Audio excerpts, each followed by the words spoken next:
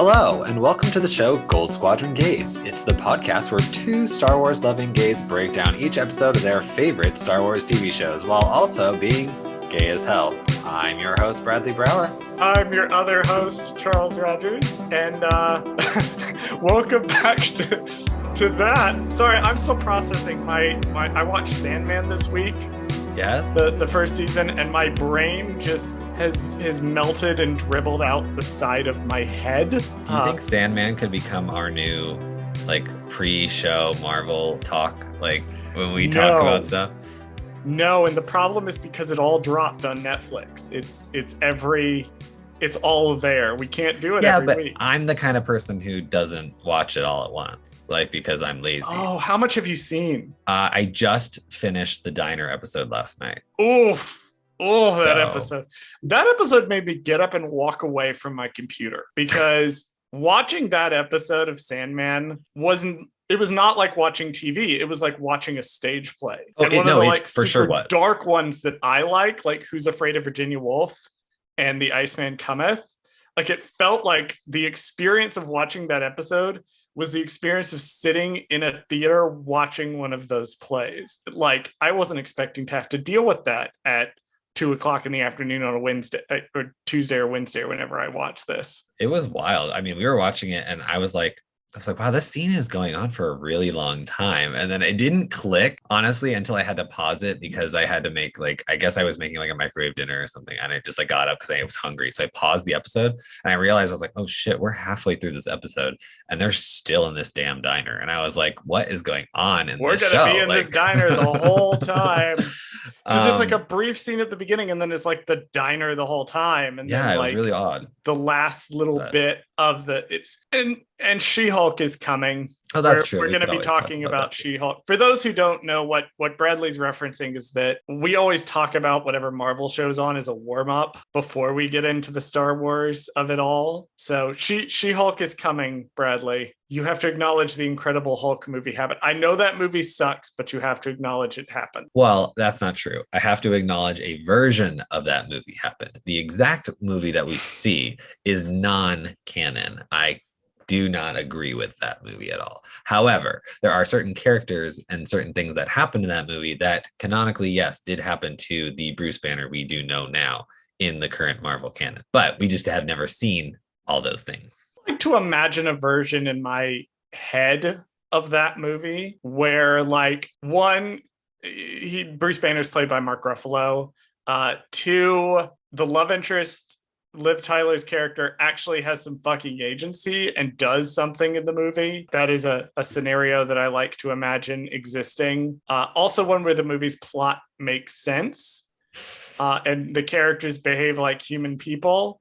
That is the version of the movie I like to imagine in my head. I'm actually really excited for this show because my roommate hates stuff like this, and he watched the trailer with me and he was like, what the fuck is this dumbass Marvel shit? And I was like, this is dumbass Marvel shit that you're gonna fucking have to see because I'm gonna force you to watch this dumb shit and it's gonna be funny as fuck. I already can tell the show is gonna be funny as fuck, just from the ridiculousness of it. I just know it's gonna be. I love me a good fourth wall break.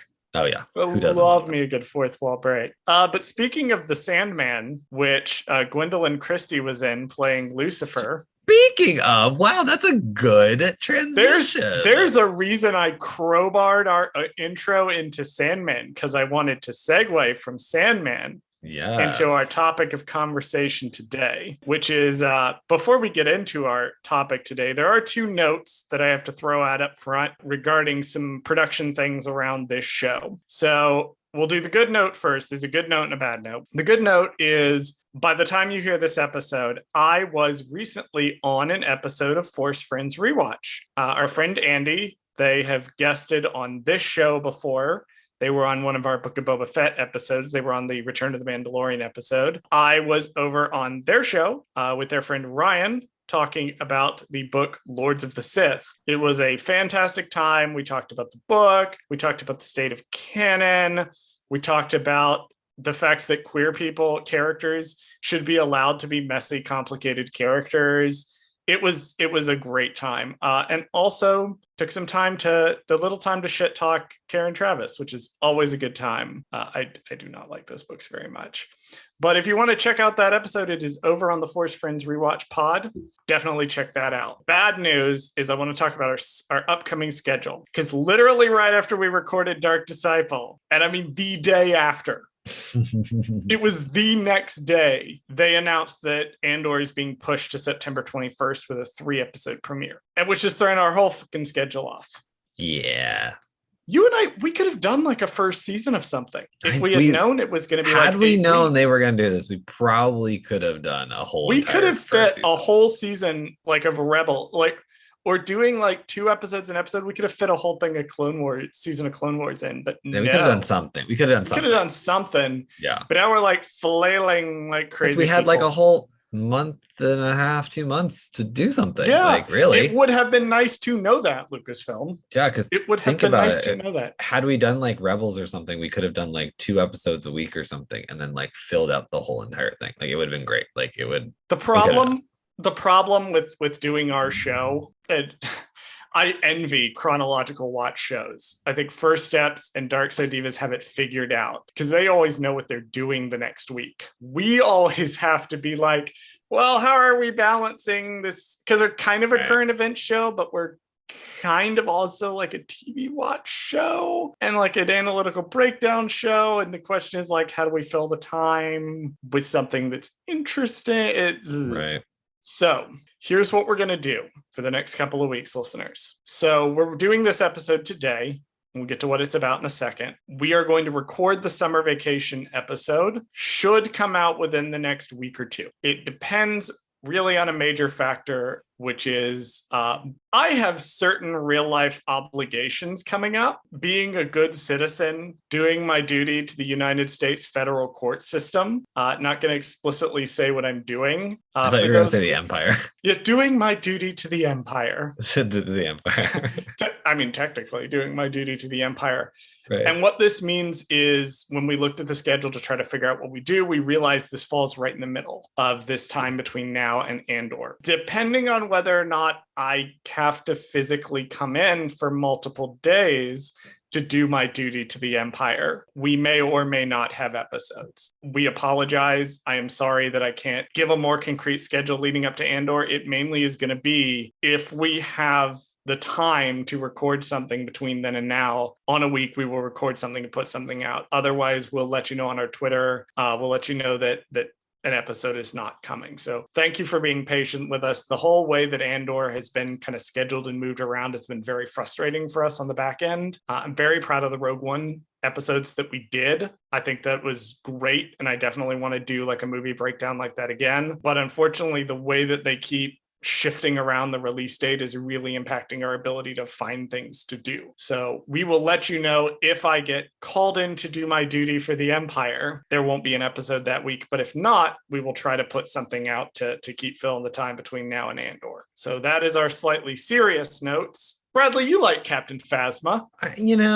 It was an interesting, possibly great character that I enjoyed from the sequel trilogy. But I mean, yes. I'm not going to throw a parade or anything for my favorite character. One of my favorite characters. You definitely would not walk down the middle of Disneyland flanked by a battalion of stormtroopers for this character. This is definitely not a thing that you would know.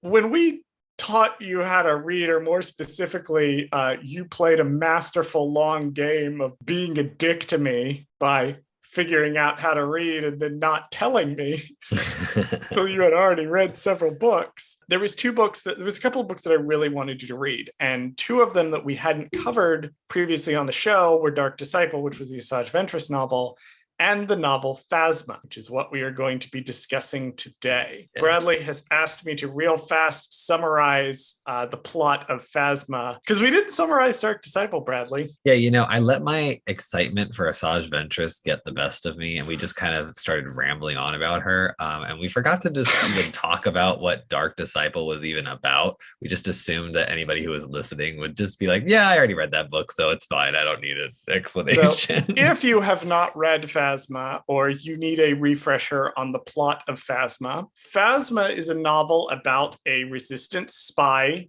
named Vi Marati, who was captured by Cardinal, a red armored First Order captain, who interrogates Vi Marati on the past and exploits of one Captain Phasma, because Cardinal is attempting to undermine and get Phasma either executed or kicked out of the First Order, at the very least demonstrate that she is untrustworthy. So this frames the essentially origin story of Captain Phasma, as Phasma escorts an injured Brindle Hux, who I have some things to say about, escorts an injured, well, no, he's not injured, I don't think, but he's crashed. She escorts a crashed Brindle Hux to safety through the wastes of Parnassus. Little bit of extra information about the book for you. It was released as part of the Journey to Star Wars: The Last Jedi. It was written by Delilah S. Dawson. Delilah S. Dawson's other work for Star Wars includes the direct sequel to Phasma, Galaxy's Edge Black Spire, as well as the Skywalker Saga. She has written several comics as well for the Star Wars Adventures line and a few short stories. The audiobook is read by January LaVoy. January LaVoy has read quite a few Star Wars audiobooks. She's read the audiobook for Bloodline. She's read the audiobook for Daniel Jose Older's Last Shot. She's read the audiobooks for both Phasma and Galaxy's Edge Black Spire. And from the Alphabet Squadron trilogy, she has read the audiobook for Victory's Price. You may also recognize her from the audio drama Dooku Jedi Lost as Jor Aerith, and the High Republic Tempest Runner, for those of you who, like me, have High Republic brain rot, as the character of Tasia. With all of that information in mind, Bradley, what did you think of the novel Phasma? It was actually really cool. So one of my gripes with the sequel trilogy is that, Phasma was introduced in The Force Awakens. It's a very interesting character in the aspect that you're like, oh, I kind of want to know more about this person. Like, you didn't give me enough.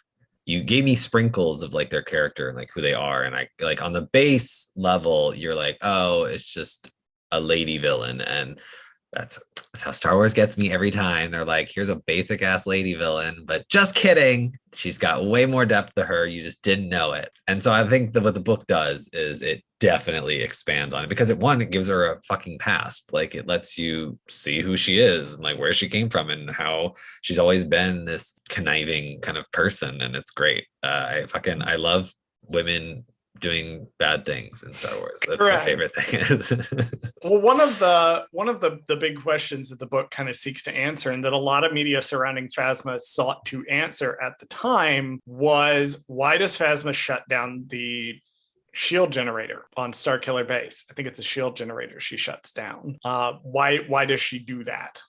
Shouldn't she like die for the First Order cause? And there's a deleted scene, which I cannot present this as a 100% fact because I am remembering something that I read somewhere, that this deleted scene was kind of what Delilah S. Dawson was working off of when she wrote the book. That's an extended version of Phasma's death, where like Finn calls her out in front of the troopers and is like, she shut down the Starkiller shields. She made it vulnerable because she doesn't care about you. When the gun's to her head, she's going to do whatever it takes to survive. And then she shoots the stormtroopers. Right.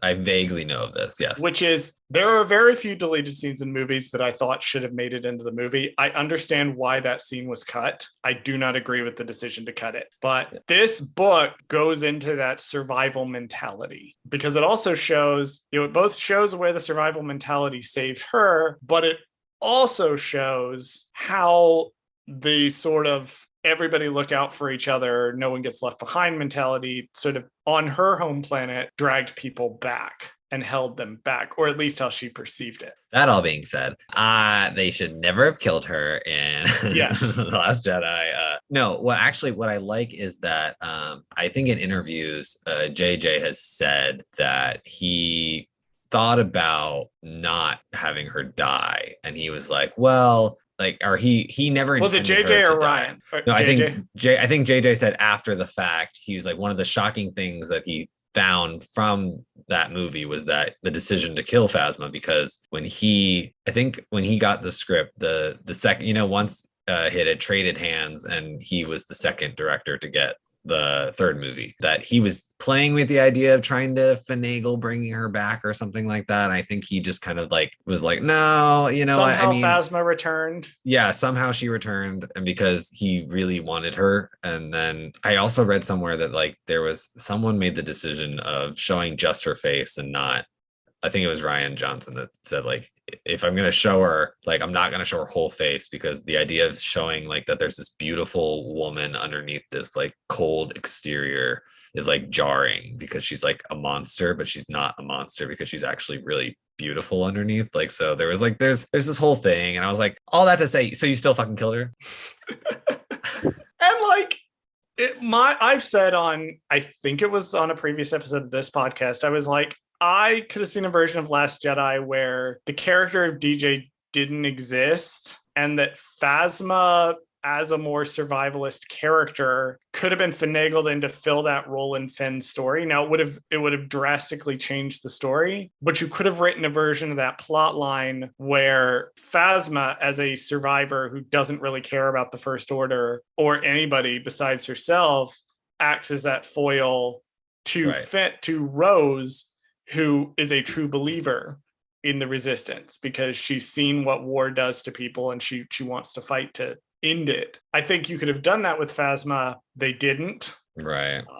Or that is to say, Ryan didn't, because I like assigning credit / blame where it's due. And I love that movie, but you could have also done that in a different way.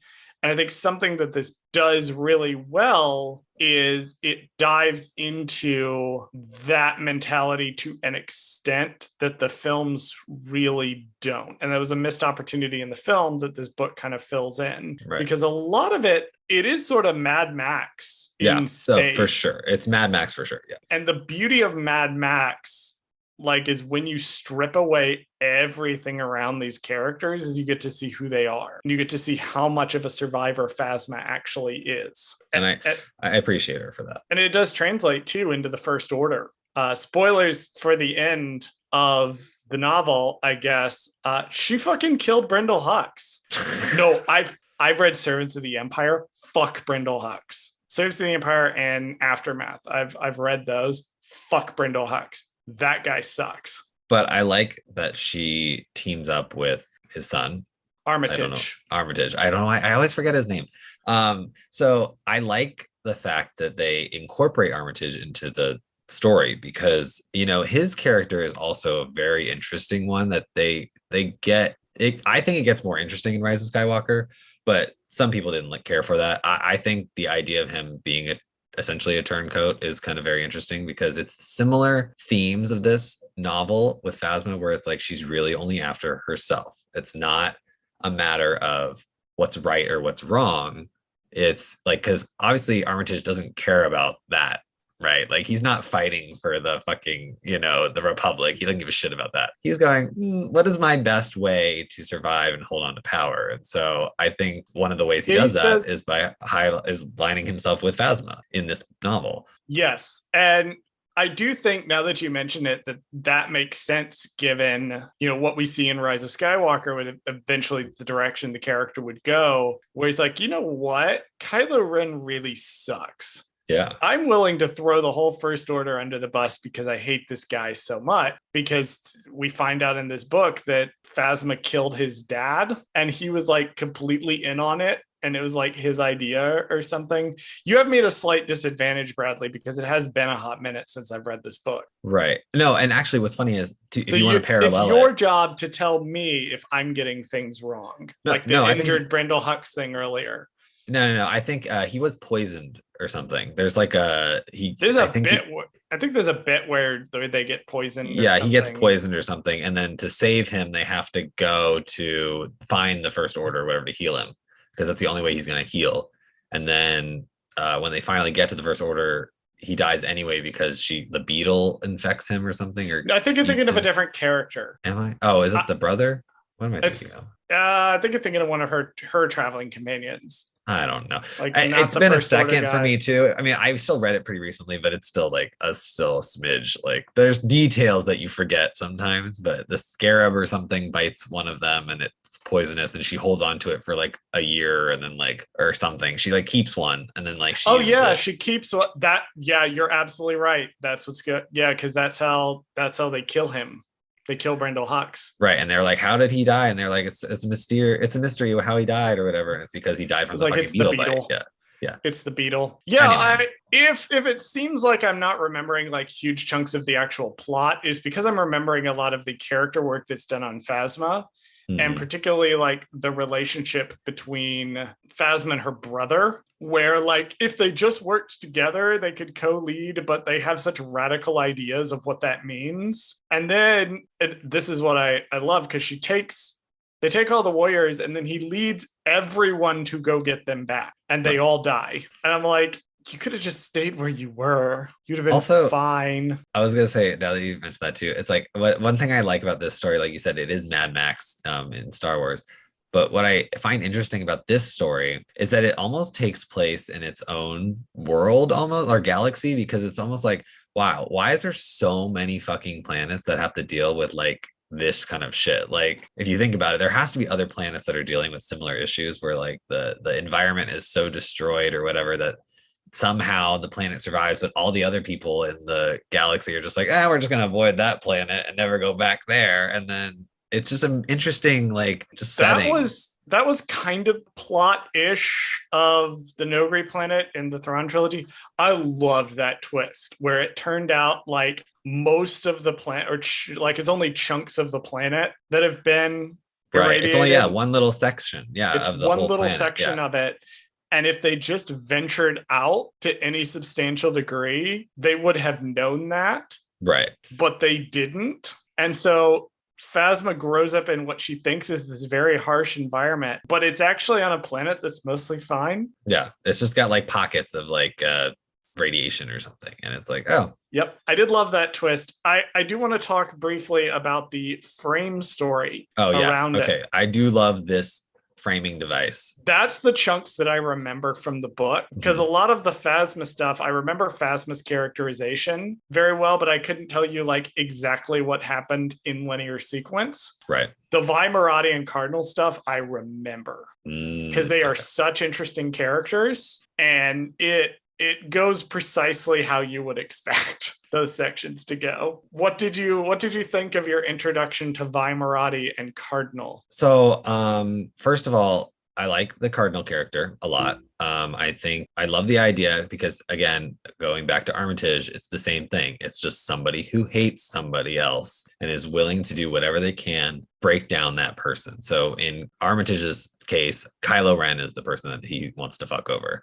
No matter what, right? Like, fuck the First Order as long as I get Kylo Ren. And then with Cardinal, it's very similar. He's like, fuck Phasma. Like, I want to take her down. And I don't honestly, like, he's like, I don't really care about the First Order as much as I care about taking down Phasma. And so it becomes an obsession for him. Yeah. To where when we meet him, he's very like regimented. He's very like, the First Order is great. The First Order is bringing order to the galaxy, yada, yada. And then his hatred for Phasma and the poison that she's spreading in the First Order slowly overtakes him to the point it blinds him to the fact that, yeah, obviously nobody got where they are in the First Order by acting alone. Obviously, Phasma has friends. And it doesn't matter if you prove to them that Phasma is a shitty person. They're all shitty people. Yeah, you can't. The entire First Order is shittiness over shittiness. You can't fix fascists. Right. Like, they all suck. One thing I do like too is the character, how he gets his red armor or whatever, and he thinks he's special because he got this red armor and from Brendel Hux. And then Brendel Hux turns around and gives Phasma this super shiny armor, and he's like, wait a minute, I'm the special one. Why do you have special armor too? Well, he thinks it, and then we find out at the end of the book what that armor is actually from. Right. It's is his ship. Well, I won't spoil the exact details, but it is made from a ship. Okay. It is made from a ship. A ship. And if you have read the Aftermath trilogy, it's a very interesting ship that it is made out of, which you haven't gotten to Aftermath yet. I fucking love the character of Vi Marati. Yes, it's funny. I didn't think I would, but I like it. Love her so much. And it's not in this book, it's in the direct sequel, Black Spire, that she confirms that she is Ace. She is a member of the LGBT community. She is one of our decently big Ace representations in the Star Wars franchise. She's a face character in the park that you can meet.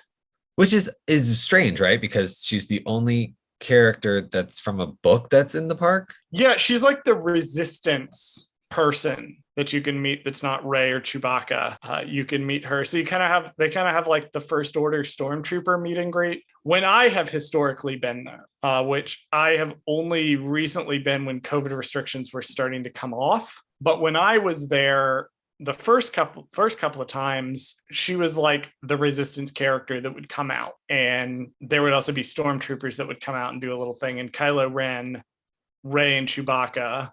But she's like the resistance character that you can meet. Also, one of our biggest black characters, most visible, because she's one of the biggest ones in terms of like you can see her on stuff and at the park. She's awesome. I love her both as a character and then just like what she represents in general, being a character who is black and Ace and a woman being front and center like this. I absolutely love that. I do not have her Lego minifigure, but I want it very, very badly.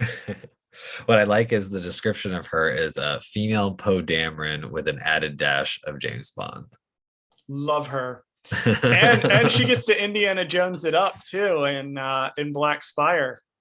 Nice. She gets to go in and explore an old temple. I do like her. I think she would make a really good addition, especially live action Star Wars. I think she would make a great addition. I think she would work. Put her in things. I love the idea of a resistance member having to be concerned about like a family member because we don't really see that. Kaz in Resistance in the first season is not really concerned about reprisals to his family. He's like, oh, my family is rich and on Hosnian Prime and my dad's a senator. So he's not really worried about them. Season 2, we got kind of hints that maybe he should be concerned about them, but unfortunately Resistance ended after 2 seasons. So that never got to pay off, actually. But Vi is actively like concerned about, I think it's her brother. Are you double checking my work? Yeah, I'm looking at just to see. It says that her brother was an intern for the New Republic Senate on Hosnian Prime. So that's interesting because Hosnian Prime, that's the new home of the Senate or whatever. Yeah, that's the one that gets blown up. Okay. And wasn't there a cut scene too in Force Awakens or something where they showed Hosnian Prime? No. There's cuts. So there's cut scenes where Leia sends her like assistant to go to Hosnian Prime, and those scenes were repurposed for Rise of Skywalker. But as far as we don't see. But I love the idea of like Bako Marati is the character's name. I love the idea that Cardinal can use the brother against her. That's something she has to be concerned about as a resistance operative.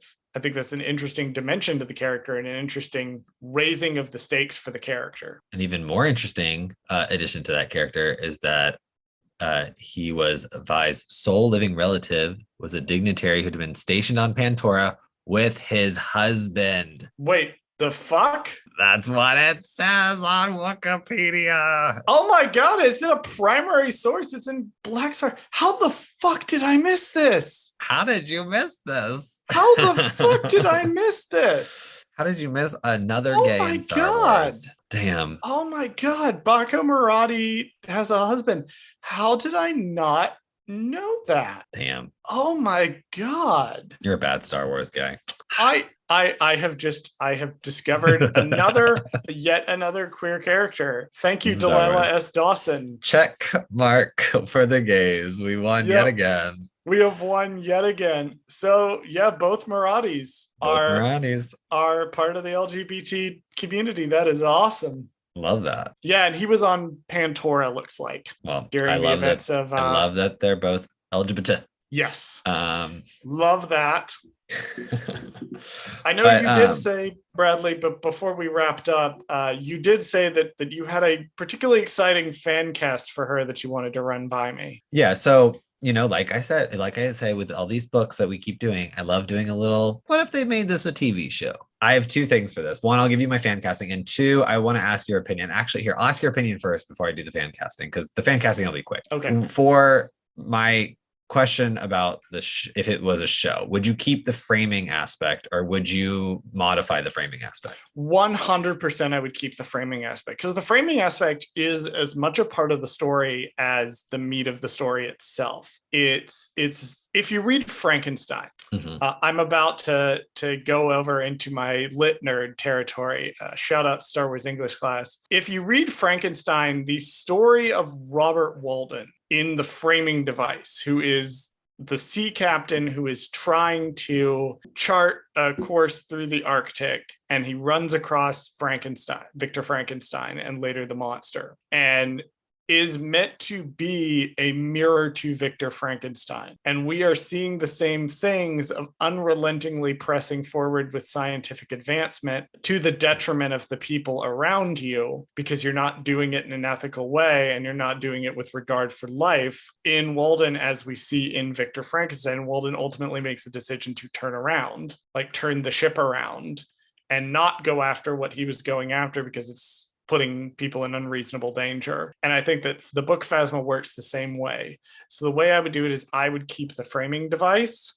I would put it at the beginning and end of every episode. I think so. I think it would work because you could have the beginning always be like he's torturing her, he's like interrogating her, whatever it is. And then throughout the story, we were just watching the flashbacks, and then right. The flashbacks are the meat of each episode. Right. Or maybe even like in the flashbacks, you could have them interrupt the story a little bit and be like, wait, I thought you said this, or I thought you said that, or something. You know what I mean? But not like switch back to them. It would just keep going with their voiceover. If listeners have played Dragon Age 2, which I think is an underrated Dragon Age game. So the premise of Dragon Age 2 is it's the same thing. There's a character, Varric Tethras, who's been grabbed by basically the Seekers of Truth, which is like an inquisitorial arm of the Chantry. And he's thrown into a chair and he's being interrogated about the events of the past 7 years, which is ironic given that it is the shortest game. But Varric will tell versions of the story, and Cassandra, who's speaking to him, will cut in to be like, you are a lying little shit. And that is not what happened. Well, so but on this way, she's only telling one story. Yeah, if I were adapting it, I might flesh it out. Yeah. Particularly like have instances where maybe Vi Moradi isn't telling the truth in order to make a point, or needs to amend something earlier that she said. It could be interesting to play with in a more lengthy television format. But then also I think the Mad Max elements of it, where they're journeying between different areas, lends itself very well to an episodic format, because each episode or two is a different area of Parnassus, and you really could dive into the subtle clues of what happened to the planet. And true, I think it would also episodically it would work in the sense that it would be like, okay, here's the section where they're dealing with the other tribe, here's the section where they're going into the bunker with the robots, here's the section they're going, you know what I mean? Like it's clearly like it's segmented in a way, like when she tells the story. So I think that it works really well in that aspect in episodic form. I think it would work really well if there would be like a beginning, a middle, end to every kind of story she's telling each day. Right. You could very easily adapt this to television. Oh yeah, it would work so well. That being said, the person who I would have as the narrator / Vi Moradi character, I was watching, my roommate likes to rewatch this stupid ass show called The Handmaid's Tale all the time, and I would. You think The Handmaid's Tale is a stupid ass show? No, I just think that it's too close to reality, so I don't like watching it. I can't watch it for the same reason. I don't like watching it for that reason. I've lived in fundamentalist Christian environments. I can't watch Handmaid's Tale. I don't like it because I think that it's too close to actually being able to happen, and I don't like that. But aside from that point, from a very popular character on the show and also on Orange is the New Black is Samira Wiley. I think she would do a good job of doing. You might have to look her up real quick if you're not. I just Googled her. I know who she is, but I had to Google her real fast. Mm-hmm. Oh yeah, 100%. Yeah, I think she would do a good job because she's kind of got a little bit of that sassy / She's got that. She got that Vi Moradi sass. Yeah. Yeah, I feel like she could do that, but she can also do the really serious, hardcore stuff if she needed to. So I like that. And she is Yeah, she is LGBT. That's just a bonus. That's also a nice bonus that we I have may an or may LGBT not character have portrayed by an LGBT actress. I just have that. Sometimes, you just have to cast actual LGBTQ people as LGBTQ roles. Yeah, I don't know. Sorry. Wouldn't that be nice? Right. Wouldn't that be nice if we could get that? Not that I'm saying that I didn't enjoy Love, Victor, but I'm just saying it would have been improved if they might have consulted one or two gay people, like or just one, or maybe like cast one to visibly lead your show. That would have been really nice, actually. I'm just saying. Alrighty, well, I guess that's gonna wrap up our discussion of Phasma. Summer vacation is coming at some point, either next week or the week after. A lot of it is going to depend on my dedication to the Empire and how much my Emperor commands have made down at the United States Federal Courthouse, where I have to go United States Federal Star Destroyer House. Yep. head to the Imperial Federal Court Center. Right. To do my, depending on how that goes, will depend on the frequency of episodes for the next few weeks. But we are angling in on a plan on Andor, and based on what we're hearing to the screeners, Bradley, I am real excited to make you suffer through Andor. I can't wait. Go ahead and run the socials. Thank you for listening to Goldsquadrongays. Did Charles fuck something up? Send us a message at goldsquadrongays@gmail.com. Follow us on Twitter at Goldsquadgays. Follow us on Instagram and TikTok at Goldsquadrongays. Subscribe to us on YouTube at Goldsquadrongays, where we post the podcast as well as exclusive content. Please join us next week and every week for more of Goldsquadrongays. Soundy. Sounds good to me. Apparently Steph does vocal warm-ups before they record the Divas episode, and Chris does not, so that was my equivalent of doing a vocal warm-up. Oh, gotcha. It's like,